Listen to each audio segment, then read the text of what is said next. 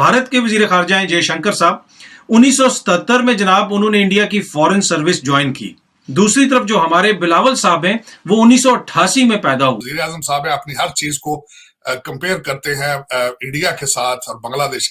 कभी जयशंकर के साथ भी कंपेयर करके देखें, कभी उनकी फॉरेन मिनिस्ट्री के ऑपरेशन को भी करके देखें, और कभी अगर उनके पास रिपोर्टें मौजूद हो तो जरा ये भी कोशिश करके देखें कि वॉशिंगटन डीसी में इंडियन जो डिप्लोमेटिक मिशन है वो किस तरह बिहेव करता है। मोदी को एक्चुअली टाइम बहुत ज्यादा मिला था और बिल्कुल उनकी एफर्ट्स बहुत अच्छी है, लेकिन आई गेस अगर इमरान खान को मिलता तो उनकी भी इंटेंशंस बहुत अच्छी थी और वो भी कुछ कर लेते। इस वक्त भारत का वजीर खारजा है तो वो जहां पे भी जाता है अथॉरिटी के साथ। नमस्ते दोस्तों, जय हिंद। स्वागत है आपका हिंदुस्तान की पावर न्यूज चैनल पर। दोस्तों, जैसा कि आप लोगों को पता है कि अपने फॉरेन मिनिस्टर जयशंकर जी इस पूरी दुनिया के अंदर मोस्ट फेवरेट पर्संस में से एक है। तो दोस्तों, ऐसा कैसे हो सकता है कि पाकिस्तान उनकी ये चीज देख के बिलबिलान उठे। तो दोस्तों, आज पाकिस्तानी मीडिया जयशंकर जी को पाकिस्तान के फॉरेन मिनिस्टर से कंपेयर कर रहा है और बोल रहा है कि जयशंकर इस दुनिया का किंग है और हमारा फॉरेन मिनिस्टर इस दुनिया का सबसे बड़ा गधा। तो दोस्तों, आए मिलकर इस वीडियो का आनंद लेते हैं और ये वीडियो एंजॉय करते हैं और देखते हैं कि कैसे Pakistani media Pakistani foreign minister की बेइज्जती और इंडियन फॉरेन मिनिस्टर जयशंकर जी की तारीफ कर रहा है। जय हिंद।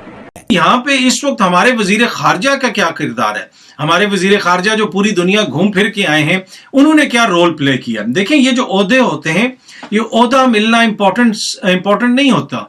इस ओहदे के ऊपर आप परफॉर्म किस तरह करेंगे और इस ओहदे को परफॉर्म करने के लिए आपके पास सलाहियत क्या है, ये बड़ी इंपॉर्टेंट डिटेल्स हैं जो अभी मैं आपको बताने लगा हूं। एक तरफ पाकिस्तान है, उसके वजीर खारजा हैं बिलावल भुट्टो, वो पैदा हुए थे 1988 में। दूसरी तरफ भारत है, उनके वजीर खारजा हैं जयशंकर साहब, उन्होंने 1977 में फॉरेन सर्विस में जॉब की थी। मैं आपको पहले थोड़ा सा बताता हूं जयशंकर साहब के हवाले से, फिर बिलावल साहब का उनके साथ कंपेयर हम करते हैं। अच्छा, जो भारत के वजीर खारजा हैं जयशंकर साहब, 1977 में जनाब उन्होंने इंडिया की फॉरेन सर्विस ज्वाइन की 1977 में, और 2019 में वो वजीर खारजा बने 2019 में। इससे आप अंदाजा लगा लें कि कितने बरस के बाद, तकरीबन 32 साल नौकरी करने के बाद वो मुल्क के वजीर खारजा बने। उसमें जो उन्होंने नौकरी की वो मुख्तलिफ जगहों पे एम्बेसडर्स रहे, मुख्तलिफ जगहों पे हाई कमिश्नर रहे, दीगर बड़ी इंपॉर्टेंट पोजीशंस पे रहे, काम सीखते रहे। ऑल्दो कि जब वो रिटायर हुए उसके बाद भी उन्होंने एक जॉब कर ली। वजीर आजम साहब है अपनी हर चीज को कंपेयर करते हैं इंडिया के साथ और बांग्लादेश। कभी जयशंकर के साथ भी कंपेयर करके देखें, कभी उनकी फॉरेन मिनिस्ट्री के ऑपरेशन को भी करके देखें, और कभी अगर उनके पास रिपोर्टें मौजूद हो तो जरा ये भी कोशिश करके देखें कि वॉशिंगटन डीसी में इंडियन जो डिप्लोमेटिक मिशन है वो किस तरह बिहेव करता है, कितने नेशनलिस्ट हैं वो, उनकी क्या एफर्ट्स हैं, आपके ऊपर कितनी वो नजर रखते हैं, जरा वो भी देखें, उन चीजों को कंपेयर करें। कभी अगर आपने कोई मॉडल बनाना है तो देखें, अब मॉडल होना चाहिए ना। अब कभी खुद चीजें नहीं बना सकते तो कॉपी कर लें किसी की।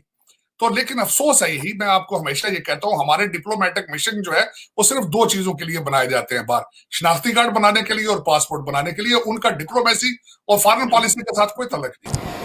जी, अगर हम मोदी साहब की टेन्योर देखें तो एक चीज़ हम डिनाई नहीं कर सकते कि वो अपने जो पीपल हैं उनके अंदर बहुत पॉपुलर हैं। ठीक है, उनके कुछ ऐसी क्या कहते हैं एक्शंस थे जिनकी वजह से इंडिया को बहुत क्या कहते हैं फ़ायदा हुआ है। इकनॉमिकली इंडिया अभी भी बहुत स्ट्रॉन्ग है। लोगों ने बहुत क्या कहते हैं थीसिस वगैरह दिए थे कि इंडिया क्लैप्स कर जाएगा, वो नहीं रह सकेगा कोरोना के दौरान, जो भी था हिसाब किताब। लेकिन इंडिया अभी तक स्टेबल जा रहा है और क्या कहते हैं जैसे हालात जा रहे हैं, प्रॉब्ली जब थोड़ी ज़रा दुनिया स्टेबल होगी तो इंडिया को मतलब कोई रीजनल पावर बनने से रोक नहीं सकता। ठीक है, जब हम खान साहब की बात करते हैं तो खान साहब ने जो कुछ चीज़ें की हैं ना, जिनको हम कहते हैं कि यार ये चीज़ें हमने पहले कभी देखी नहीं थी। ठीक है, वो हम चीज़ें कह सकते हैं कि इंटरनेशनल प्रेजेंस, ठीक है, एज अ पाकिस्तानी होने के लिए वो उन्होंने एक इंटरनेशनल सरफेस पे लेकर आए थे। ठीक है, मतलब पहले ये था कि जब आप बाहर जाते हैं, ठीक है, तो एक ओवरसीज़ पाकिस्तानी जो होते हैं वो इंडियंस के अंदर ही घुल मिल जाते थे। ठीक है, और उनको एक एज अ इंडियन ही क्या कहते हैं कंसिडर किया जाता है। लेकिन अब चीज़ें टर्न हो रही हैं, ठीक है। अब पाकिस्तानियों को एज अ पाकिस्तानी देखा जाता है, उनके हमारे प्राइम मिनिस्टर है वो इस बारे में बड़ा वोकल है, ठीक है। आप इस्लामोफोबिया के बारे में देखें, उसके बारे में भी इमरान खान साहब बहुत वोकल हैं, ठीक है। उस बात को वो बढ़ चढ़ के कहते हैं। OIC वाली मीटिंग हुई है, बड़ी अच्छी मीटिंग हुई है। एक प्राइवेट फर्म में वो ग्लोबल अफेयर्स के प्रेसिडेंट बन गए, वहां पे भी वो नौकरी करते रहे। तो इतना बड़ा उनका वसी तजर्बा है। अगर आप उनकी तालीम की बात करें तो उन्होंने BA किया हुआ है, MA किया हुआ है, MPhil किया हुआ है और PhD की हुई है इंटरनेशनल रिलेशंस में। और न्यूक्लियर जो डिप्लोमेसी है, जोहरी डिप्लोमेसी, सफारतकारी, उसमें उन्होंने स्पेशलाइजेशन की हुई है। भारत और अमेरिका के दरमियान आपको पता है सिविलियन न्यूक्लियर एनर्जी का एक मुआहदा हुआ था, जिसपे हमने बड़ी चीखें मारी थी कि जनाब भारत के साथ क्यों कर लिया है, अमेरिका ने पाकिस्तान के साथ क्यों नहीं किया। आपको पता है उस मुआहदे में भी जयशंकर का कलीदी किरदार था, उन्होंने उसको निगोशिएट किया। तो ये उस बंदे की क्वालिफिकेशंस हैं। और वो बंदा इस वक्त भारत का वजीर खारजा है। तो वो जहां पे भी जाता है, अथॉरिटी के साथ जाता है, उसको पता है कि उसने क्या करना है, उसको तजर्बा है कि चीजें किस तरह काम करती हैं, किस तरीके से बात करनी है, किस तरीके से निगोशिएट करना है। दूसरी तरफ जो हमारे बिलावल साहब हैं, वो 1988 में पैदा हुए, 2018 में वो पहली दफा MNA बने।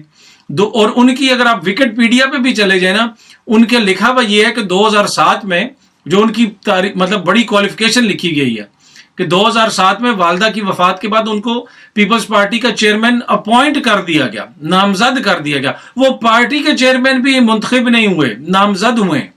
और 2018 में बिलावल साहब बने मुल्क के MNA। जिंदगी में एक दिन इस शख्स ने काम नहीं किया। कि पाकिस्तान को इंडिया वाशिंगटन DC में बहुत आगे है। व्हाइट हाउस की ईयर्स एंड आईज जो है वो इंडियन डायस्पोरा और इंडियन लॉबी है और इंडियन अपॉइंटमेंट्स हैं। लेकिन इस पे कोई तवज्जो किसी ने ना दी, ना डिप्लोमेटिक मिशन ने दी, ना आपकी फॉरेन पॉलिसी। आपको इंटरनल इश्यूज ऐसे रहे हैं कि आपके जो फॉरेन मिनिस्टर साहब हैं वो लोकल सियासत में ज्यादा इंटरेस्टेड है versus in the foreign policy. मैं वो आपके जो सवाल से जिस तरीके से मैं कंट्राडिक्ट करना चाहूंगा, आपको यह पता होगा कि S-400 S-500 जब रशिया से लिया है, तो जब टर्की ने S-400 लिया था तो उस पर सैंक्शंस की बात की अमेरिका ने, उस पर एम्बार्गो की बात की। लेकिन जब इंडिया ने लिया तो उन्होंने खामोशी इख्तियार की। तो इसकी वजूहात क्या है? आपको क्लियर नजर आ रहा है कि उसी तनाजर से, उसी लेंस के साथ आज भी पाकिस्तान को उन्होंने अपना एक पनिश करने के मूड में लग रहा है। जैसा कि आप लोगों ने देखा, जयशंकर जी की तारीफ पाकिस्तानी मीडिया करते हुए नहीं थक रहा और अपने फॉरेन मिनिस्टर की बेइज्जती भी पाकिस्तानी मीडिया करते हुए नहीं थक रहा। जैसा कि पाकिस्तानी फॉरेन मिनिस्टर दुनिया का बेकार तरीन इंसान है और जयशंकर जी इस दुनिया के मोस्ट फेवरेट पर्सन। तो दोस्तों, आज इंडिया इसलिए आगे जा रहा है कि जयशंकर जी इतना अच्छा फॉरेन पॉलिसी इंडिया की लेके जा रहे हैं। तो दोस्तों, अगर आप लोगों को इसी तरह की अच्छी वीडियोस चाहिए तो लाइक, कमेंट एंड शेयर करना मत भूलिएगा। मिलते हैं नेक्स्ट वीडियो में। जय हिंद।